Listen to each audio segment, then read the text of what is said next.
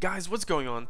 I'm back with another discussion video. Today I'm talking about pre-built versus buying gaming PCs, the pros and cons. This is not going to cover everything, but this is just some things that come to mind right now while I was thinking about it, because there are a lot of people that do like buying pre-built, and I just kind of want to bring up a few things and a few pros and cons to both.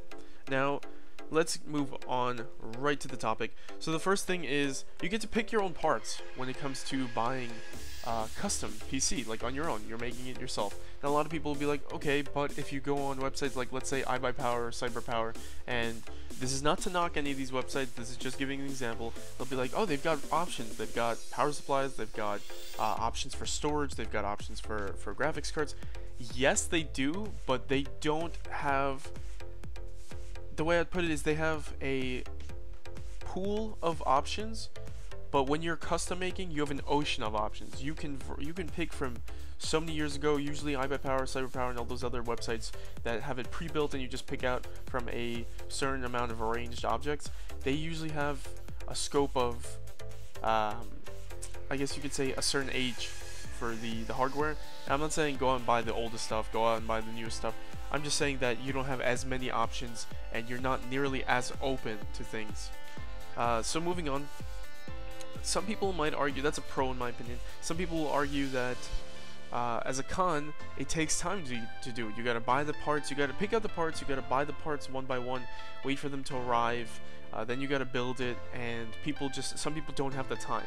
And that's understandable, that's very, very understandable, which is why I want to say that there's nothing wrong with getting pre-built if that's what your schedule entails. If you have the opportunity to make a custom build, I highly suggest it, because for one, it'll be a learning experience.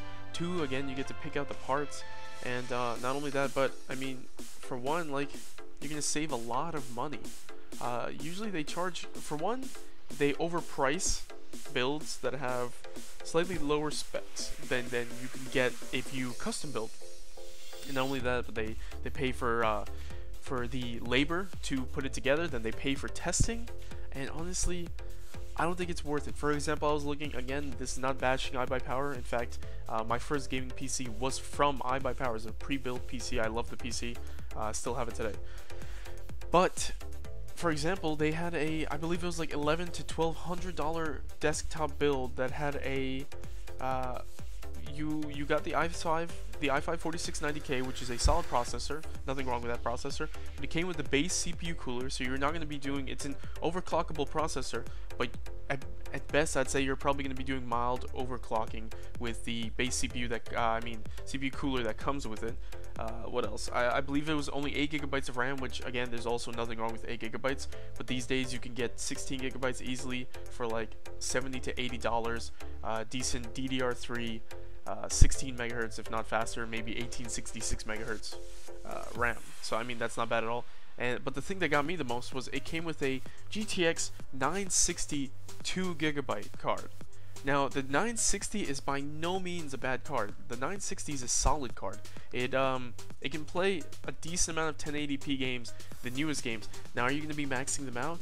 No, but you're probably going to be playing medium to high on the most strenuous games like Witcher 3, MGS5, and other games. You're probably going to be fine on Ultra and whatnot, like if you're playing the CSGOs, the Dotas, all that good stuff. I mean, so it's not a bad card, but for one, 2 gigabytes of VRAM is, in this day, is not really cutting it. Usually you want to have 3 to 4 by now.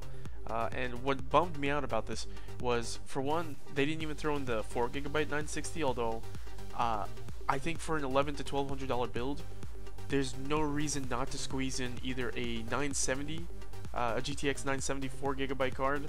Yes, there's a lot of issues. Oh, 3.5 gigabytes, 4 gigabytes, or, and this is what I think is the better option these days, you can get the R9 390 8 gigabyte card for a decent price, and you can more than likely fit it in there. In fact, you probably spend, if you rebuild the stuff that they set up, you could probably build something better for less.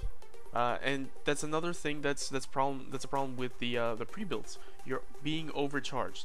Now again, if you're cool with being overcharged because you don't have the time, that's understandable. But you don't want to be overcharged because you don't have the time and then get a rig that could have been better. I understand them asking for money for building and testing the computer, but to get parts that are clearly a lot worse than what you should be getting. Again, the 390 has 4 times the amount of VRAM that the 960 that they threw in is, and it rivals the 970 if not beats it, and the whole thing with DX12 where it's going to be apparently teaming up with AMD and they're going to be even stronger. So it's not worth it in that particular case.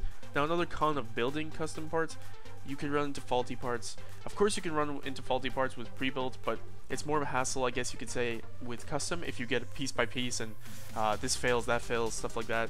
So I mean, that's a con. Also, not knowing how to build it, it's a con. However, to be honest, there's so many videos, educational videos and channels and just blogs, websites, you name it, online books on how to build PCs. It really wouldn't take too long to learn. You could literally watch people do it step by step.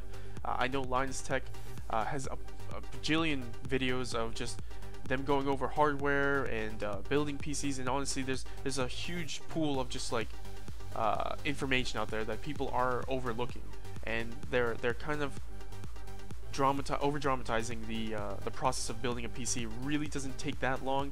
Maybe for your first time it could be hard. I can't say that it won't be or it will be, but honestly, a lot of information out there. You can't just assume that it's going to be the most difficult thing without even trying it. So yeah, that's pretty much my idea of build versus pre-build. I truly think pre-built is not nearly as good as build because you're going to be spending more money.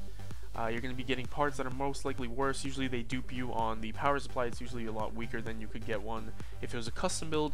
The GPU is usually like kind of like shunned down compared to what you could usually be getting.